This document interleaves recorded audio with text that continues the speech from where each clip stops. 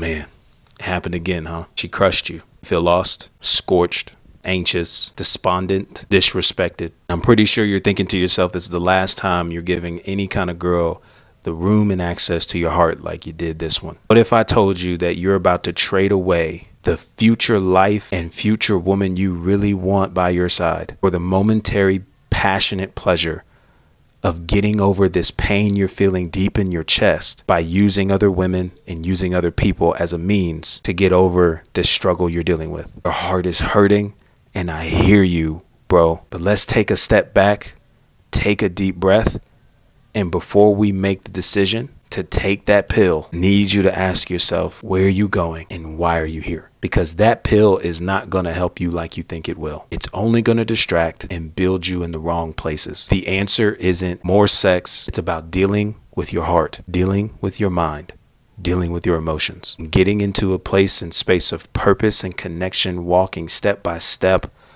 with someone who can actually heal you, not give you momentary distractions as a means to run away from the pain you're dealing with. You've got a choice. I pray you choose wisely.